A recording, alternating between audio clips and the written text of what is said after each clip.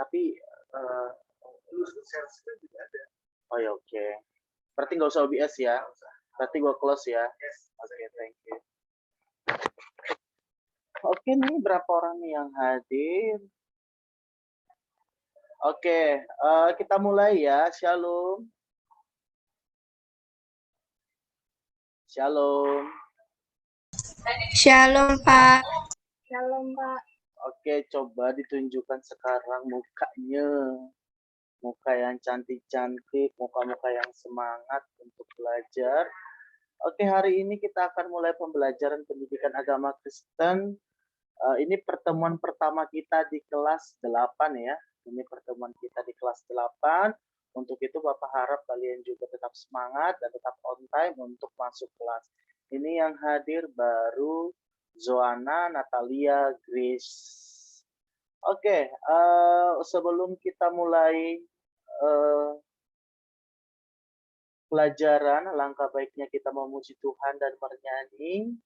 Kita akan menyanyikan lagu pujian. Kita akan menyanyikan lagu pujian dulu. Oke. Kita akan menyanyikan lagu pujian Roh Kudus Kau Hadir di Sini. Kelihatan? Kelihatan nggak? Halo? Kelihatan, Pak. Oke. Kita akan memuji Tuhan. Kita akan menyanyi Roh Kudus Kau Hadir di Sini.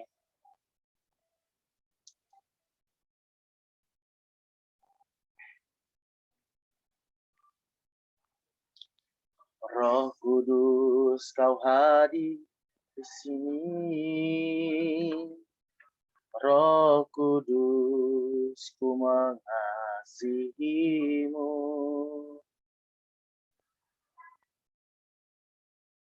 Lembut, kau manis, kaulah penghiburku, penolongku, diutus Bapakku. Sekali lagi, ku buka hati untuk Roh-Mu Tuhan. Ku buka hati menyembah-Mu Yesus. Jamalah kami, penuhi kami dengan kuasa Allah Maha Tinggi. Kita nyanyikan sekali lagi pujian ini, semua bernyanyi.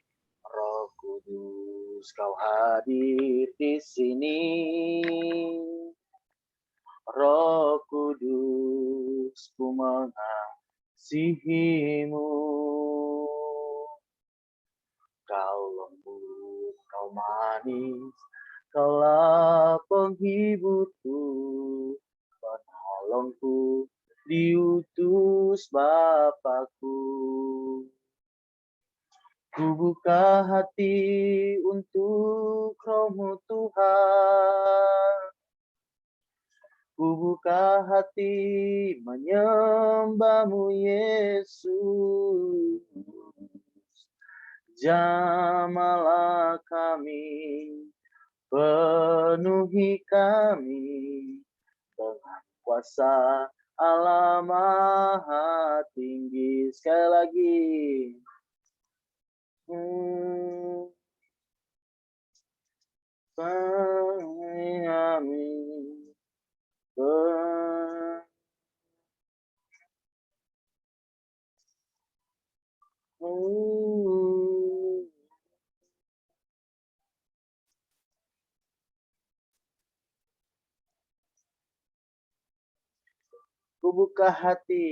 Ku buka hati untuk Roh-Mu Tuhan.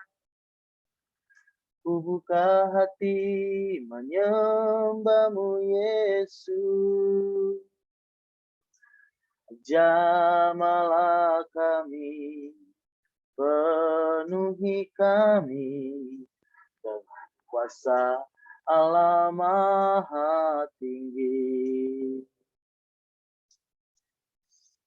Oke, kita berdoa. Mari berdoa. Kembali kami mengucap syukur buat setiap kebaikan pertolongan Tuhan dalam hidup kami. Pada saat ini ya Bapa, kami akan memulaikan pembelajaran pendidikan agama Kristen di kelas 8.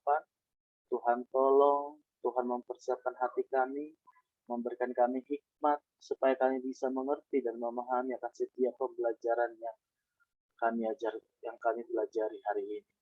Berkati anak-anak-Mu Tuhan, Engkau Bapa yang senantiasa memberkati alat-alat media yang mereka pakai, Bapa yang baik, supaya setiap pembelajaran kami berjalan dengan baik. Bahkan hamba-Mu yang akan menyampaikan materi, berikan hamba hikmat marifat untuk mengajarkan anak-anak Tuhan. Terpuji termulia nama Tuhan, ampun setiap dosa pelanggaran kami.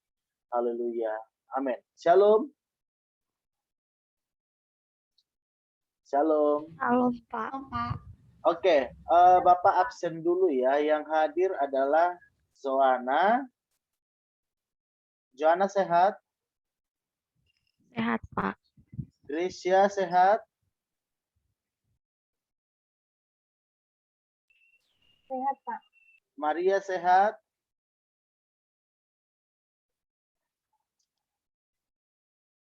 Natalia sehat? Sehat, Pak. Oke, Maria, selama pembelajaran tidak boleh keluar, tolong langsung tetap on kamera, tidak boleh keluar-keluar. Kalau kamu keluar atau mematikan kamera, Bapak anggap kamu tidak masuk kelas atau bolos. Oke, Hana juga hadir ya. Berarti tinggal 2 orang lagi. Oke, sudah dapat buka agama enggak? Belum. Belum ya, berarti Bapak share screen dulu. Hari ini kita akan belajar tentang orang beriman menurut Alkitab. Kita akan belajar tentang bagaimana sih orang-orang beriman itu menurut Alkitab. Nah, kita akan belajar udah kelihatan? Sudah kelihatan belum? Sudah, Pak. Oke. Orang-orang beriman menurut Alkitab. Nah, pokok pembahasan kita dalam Alkitab terdapat di dalam kitab Ibrani pasal yang pertama, ayat yang pertama. Oke, coba semuanya buka suaranya, di-unmute, kita sama-sama membacanya. Sekali lagi, Ibrani pasal 11, ayat yang pertama. Kita sama-sama membaca, Natalia dan Grace, Hana dan Maria buka suaranya, di-unmute dulu. Oke. Bapak, share screen-nya nggak ada. Share screen-nya nggak ada. Ya, aku ada, Pak. Ada ini. Mungkin jaringan Natalia kali. Jaringannya Natalia. Sudah kelihatan belum? Sudah, Pak. Sudah kan? Mungkin jaringan Natalia. Oke. Oke. 1 Ibrani 11 ayat 1. 1, 2, 3. Iman adalah dasar dari segala sesuatu yang kita lihat harapkan dan yang kita buktikan dari segala sesuatu yang tidak kita lihat. Iman adalah dasar dari segala sesuatu yang kita harapkan dan bukti dari segala sesuatu yang tidak kita lihat. Oke, berbicara mengenai iman adalah salah satu fondasi kehidupan orang percaya. Orang beriman tentunya orang yang sudah tidak memiliki kekhawatiran, tidak memiliki ketakutan. Jika fondasi dalam hidup kita sudah benar, jika fondasi dalam hidup kita sudah kokoh, berarti kehidupan kita tidak mudah terombang-ambing. Kehidupan kita tidak mudah terpengaruh terhadap hal-hal yang tidak baik. Karena apa? Tadi, karena dasar kita sudah kuat, dasar kita sudah kokoh. Apa jadinya ketika dasar kita ketika iman kita belum kuat, ketika iman kita belum bertumbuh. Artinya, kita akan mudah dipengaruhi, kita akan mudah hancur, kita akan mudah terombang-ambingkan. Coba diperhatikan. Tunggu.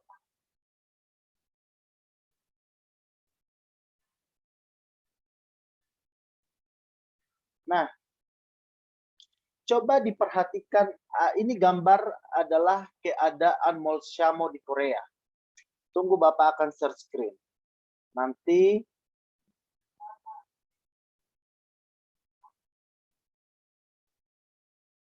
coba diperhatikan keadaan Mall Shamo di Korea. Oke, sudah kelihatan?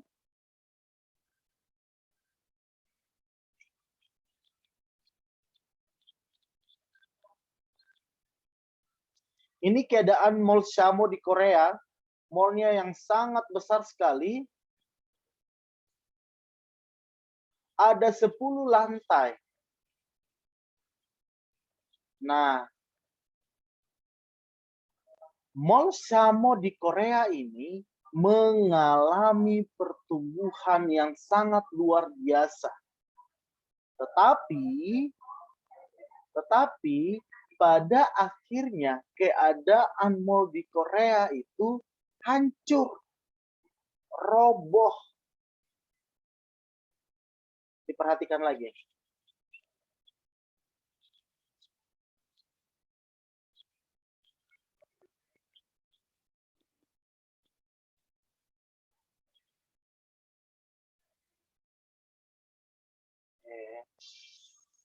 Iklan. Oke. Sorry, iklan ya. Oke. Keadaan Mall Shamo di Korea tadi ya. Nah, keadaan Mall Shamo di Korea ini mengalami kehancuran, roboh. Apa yang menjadi akibat kenapa mall ini roboh padahal 10 lantai? Coba apa ya? Kalau kita berbicara mengenai fondasi dan dasar iman yang kuat, apa sih hubungannya terhadap mall yang hancur ini?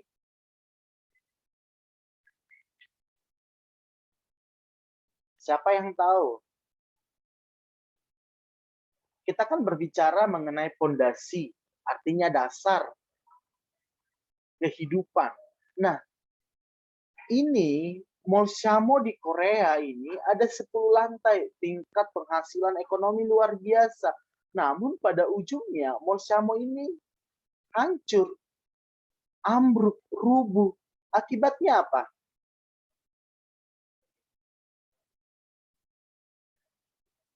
Oke, akibatnya adalah karena fondasi bangunan ini ternyata tidak kokoh. Karena fondasi bangunan ini bukan untuk mall, tetapi fondasi bangunan ini hanya untuk bangunan yang berlantai 5, hanya untuk bangunan kantor, bukan untuk bangunan mall. Kita tahu bahwa mall itu banyak sekali pengunjung, banyak sekali penjual. Mungkin dasarnya, fondasinya tidak kuat lagi untuk menahan. Sehingga apa? Yang terjadi adalah kehancuran. Yang terjadi adalah kehancuran. Begitu juga dalam hidup kita. Kalau hidup kita tidak memiliki fondasi yang kuat, kalau hidup kita tidak memiliki dasar yang kuat, maka kehidupan kita itu akan hancur. Maka kehidupan kita itu akan berantakan. Jadi, bangunlah kehidupanmu di atas fondasi yang benar, yaitu kepada Yesus Kristus. Coba diperhatikan. Kita mau belajar tentang iman. Sudah kelihatan? Sudah kelihatan ya? Apa sih itu iman? Nah, Iman berasal dari kata Ibrani yaitu emun, yang berarti kesetiaan. Selain itu, iman juga berasal dari bahasa Yunani yaitu pisteo, yang dalam bahasa Inggrisnya adalah faith, dalam bahasa Latinnya adalah theos, yang berarti mempercayai dan menerima sebagai fondasi dalam kehidupan. Yang kedua, percaya tanpa ragu sedikit pun. Yang ketiga, bersandar kepadanya. Yang keempat, berharap penuh kepadanya. Jadi fondasi kehidupan kita yang sebenarnya yaitu adalah Yesus Kristus. Makanya untuk itu kita harus menaruhkan fondasi iman kita. Kita harus menaruhkan dasar kita di hadapan Yesus Kristus. Bukan kepada orang lain, bukan kepada ilah-ilah lain, dan bukan juga kepada nenek moyang kita. Tetapi iman kita letakkan di atas pengharapan terhadap Yesus Kristus. Karena apa? Karena dia adalah sumber, karena dia adalah fondasi yang kokoh dalam hidup kita. Nah, dalam Alkitab Ibrani, ya, dalam Alkitab Ibrani tadi yang kita jelaskan bahwa iman itu adalah dasar. Iman itu adalah dasar dari segala sesuatu. Dasar dari segala sesuatu yang tidak kita lihat. Tidak ada lagi keraguan meskipun kita tidak melihatnya. Karena apa tadi? Karena iman kita sudah kuat. Karena iman kita sudah kokoh di hadapan Tuhan. Nah, di dalam Alkitab, iman tidak datang tiba-tiba. Iman tidak dapat hadir tanpa sebab dan akibat. Makanya dikatakan di dalam kitab Roma pasal yang ke-10 ayat yang ke-17, jadi iman timbul dari pendengaran dan pendengaran oleh firman Kristus. Firman Tuhan timbul dari pendengaran akan firman Kristus. Ketika iman kita mau bertumbuh di hadapan Tuhan, iman kita mau kokoh di hadapan Tuhan, kita harus sering-sering mendengarkan firman Tuhan, kita harus sering-sering menjalin hubungan yang baik dengan Tuhan, baik itu bernyanyi lagu rohani, baik itu berdoa dan membaca Alkitab setiap hari. Dikatakan di dalam kitab Mazmur, kurenungkan firman-Mu siang dan malam. Kurenungkan, ada perenungan setiap hari terhadap firman Tuhan. Untuk apa? Untuk menumbuhkan iman kita di hadapan Tuhan. Nah, kata iman dalam bahasa Ibrani tadi yaitu emun itu terdapat di dalam Ulangan pasal 32 ayat 30 dan Habakuk 2 ayat yang keempat, yang artinya itu adalah kesetiaan tadi. Ada kesetiaan yang dibangun meskipun dalam keadaan apapun kita tetap bersandar di hadapan Tuhan. Meskipun keadaan kita tidak sebaik yang kita pikirkan, meskipun kita mengalami permasalahan, tetap kita memiliki pengharapan di hadapan Tuhan. Nah, sesungguhnya ada beberapa hal yang penting yang harus kita ketahui tentang iman dalam hidup kita. Yang pertama adalah iman adalah anugerah. Apa yang dimaksud dengan iman adalah anugerah? Iman adalah anugerah diberikan Tuhan dalam setiap hati orang dengan cuma-cuma. Tuhan yang meletakkan iman kita untuk percaya kepada Tuhan. Iman itu dapat bertumbuh ditentukan ketika kita juga merespon atau menanggapi. Ketika kita merespon dan menanggapi tentang kebenaran firman Tuhan, maka iman kita itu akan bertumbuh. Contohnya, jika seseorang mendengarkan firman Tuhan, imannya digerakkan, imannya bertumbuh, dan imannya berkembang di hadapan Tuhan. Tetapi jika kita mengeraskan hati kita, jika kita menutup mata hati kita terhadap firman Tuhan, maka ia tidak akan beriman kepada Kristus. Tidak akan bertumbuh imannya kepada Kristus. Karena apa? Karena mengeraskan hatinya, menutup mata hatinya untuk dilawat oleh firman Tuhan. Seperti halnya benih yang ditabur di tanah yang subur. Dia akan bertumbuh, dia akan menghasilkan buah dalam hidup kita. Tetapi ketika kita menanam benih di tempat bebatuan, dia akan bertumbuh. Tapi ketika ada sinar matahari, dia akan mati layu. Ketika kita menabur benih di aspal, dia tidak akan bertumbuh. Ketika datang mobil, dia akan dilidas. Jadi seperti itu kalau kita tidak membuka iman, tidak membuka hati kita terhadap kebenaran firman Tuhan. Yang kedua, iman itu bersifat dinamis. Artinya iman bersifat dinamis adalah iman itu aktif, memiliki pertumbuhan dan bukan pasif atau mati. Bagaimana cara kita supaya iman kita itu bertumbuh? Yaitu kasih dia makan. Apa makanannya iman? Yaitu tentang hal-hal rohani, membaca Alkitab, berdoa, bernyanyi lagu-lagu rohani. Dia akan bertumbuh. Dia akan memiliki pertumbuhan. Dan dia akan aktif dalam hidup kita. Iman terus bertumbuh dalam setiap keadaan dan mengalami banyak ujian untuk mengokohkannya. Ternyata untuk menjadi iman yang bertumbuh, iman yang kokoh, kita itu diperhadapkan terhadap hal-hal atau kita diperhadapkan terhadap masalah-masalah. Kita diperhadapkan dengan banyak ujian. Karena apa? Karena ingin mengetahui sejauh mana iman kita kuat. Sejauh mana kita setia terhadap Tuhan. Meskipun di tengah-tengah pergumulan yang luar biasa.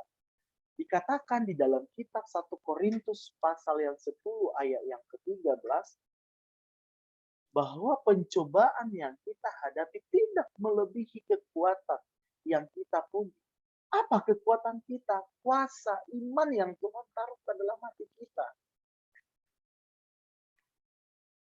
Jadi pencobaan-pencobaan itu hanya pencobaan-pencobaan biasa yang ingin mengetahui kesetiaan dan kekuatan iman kita. Apakah iman kita benar-benar bertumbuh di hadapan Tuhan? Apakah iman kita kokoh di hadapan Tuhan? Makanya ujian-ujian itu datang untuk mengetahui kekuatan dari kekokohan iman kita. Yang ketiga, iman tidak pernah berhenti. Artinya, iman akan terus bertumbuh dan diuji keteguhannya selama manusia masih hidup. Tinggal 10 menit lagi.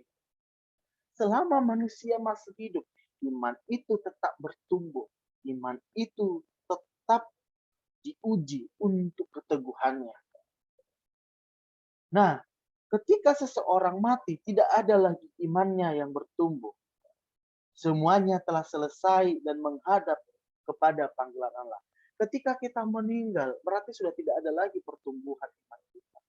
Iman kita lagi sudah tidak ada kehidupan lagi. Tetapi karena semua sudah menghadap kepada panggilan Allah. Nah, jadi orang yang beriman adalah orang yang mempercayakan seluruh hidupnya kepada Tuhan. Orang yang mengandalkan, yang menyerahkan kehidupannya kepada Tuhan dan bukan kepada manusia. Mempercayakan seluruh hidup kita kepada Tuhan artinya menyerahkan kehidupan kita kepada pengaturan kehendak Allah. Mempercayakan seluruh kehidupan kita kepada Tuhan artinya kita menyerahkan, artinya kita berserah kepada kehendak Allah dalam hidup kita. Karena apa? Karena iman tidak hanya diucapkan, oh saya orang beriman, tetapi juga harus dinyatakan dalam tindakan hari lepas hari. Harus dinyatakan dalam kehidupan kita setiap hari. Jadi iman itulah yang dikatakan iman yang hidup dan nyata ketika kita melakukan dalam kehidupan kita hari lepas hari. Yang kedua, kita perlu belajar dari tokoh-tokoh beriman di dalam Alkitab. Mereka ini adalah orang-orang yang luar biasa. Orang-orang yang menaruhkan kepercayaannya kepada sumber yang tepat, yaitu Yesus Kristus. Yang pertama adalah Hana. 1 Samuel 1 dan Samuel 2 ayat yang ke-10. Di dalam kitab Samuel yang pertama dan yang kedua itu menceritakan bagaimana perjuangan iman yang luar biasa dari Hana. Dia mengalami pergumulan yang luar biasa, yaitu ingin mendapatkan keturunan. Sudah lama berkeluarga, tetapi dia tidak memiliki keturunan. Dia datang berdoa kepada Tuhan. Hana adalah istri dari Elkana. Karena si Hana ini mandul, si Hana menyuruh Elkana untuk mengambil Penina sebagai madunya. Dan si Penina ini memiliki keturunan. Tetapi Penina ini selalu mengejek Hana karena dia tidak memiliki anak. Dia tidak memiliki keturunan. Tetapi dia tidak menghiraukan apa yang dikatakan oleh Penina. Dia meneguhkan hatinya, pergi ke Silo untuk menyembah Allah dan memberikan persembahan khusus di hadapan Tuhan. Dia memberikan ungkapan syukur, dia tidak mengeluh. Tuhan, kenapa saya tidak punya anak? Tuhan itu pilih kasih, tidak. Tetapi dia datang kepada Tuhan dengan hati yang tulus, dengan hati yang sungguh-sungguh, berdoa kepada Tuhan sampai dia menangis, Tuhan tolong, dengarkan pergumulanku. Dia datang kepada Tuhan. Di sini dia katakan, Hana pun mencurahkan isi hatinya kepada Tuhan. Tuhan Allah, ia berdoa, jika engkau menjawab doaku dan membiarkan aku melahirkan anak, aku berjanji untuk menyerahkannya kembali kepadamu untuk melayani engkau sepanjang hidupnya. Tolong dengar doaku dan bantu aku. Ada nasar yang diucapkan oleh Hana. Tuhan, ketika Tuhan akan mendengar doa saya, ketika Tuhan mendengar doa saya, anak itu akan kupersembahkan untuk menjadi pelayan Tuhan. Benar, ketika Tuhan menjawab doa Hana, dia menyerahkan anaknya Samuel untuk menjadi pelayan. Nah, ketika si Hana benar-benar sungguh-sungguh berdoa, ada imam di sana, diibaratkan itu adalah pendeta dalam gereja ini, yaitu Eli, yang melihat mulutnya berkomat kamit, mengira dia mabuk, mengira dia sedang tidak sadar diri karena mabuk minum anggur terlalu banyak. Karena apa? Karena dia benar sungguh-sungguh sudah menangis luar biasa, tersengut-sengut, sudah menyerahkan seluruhnya kepada Tuhan. Tetapi Hana dengan rendah hati menceritakannya kepada Imam Eli. Sehingga Imam Eli pun bersikap baik, mengetahui apa yang menjadi kelak besuknya Hana. Nah, di Samuel pasal yang salah satu Samuel pasal yang pertama ya 9 sampai 20 itu, di sana dia mempersembahkan Samuel kepada Tuhan, dan arti nama Samuel, aku telah memintanya dari Tuhan. Di sini Hana menaruh harapannya dan kepercayaannya kepada Tuhan Allah. Ia percaya Tuhan memperhatikan kehidupannya. Imannya adalah Tuhan. Imannya adalah Tuhan yang pasti memberikan anak laki-laki sebab keinginannya memiliki anak. Bukan untuk kesenangannya sendiri. Tetapi Hana ingin mempersembahkan anaknya untuk menjadi pelayan Tuhan. Yang kedua, perempuan Kanaan. Seorang perempuan yang memohon kepada Yesus demi kesembuhan anaknya yang dikasihinya.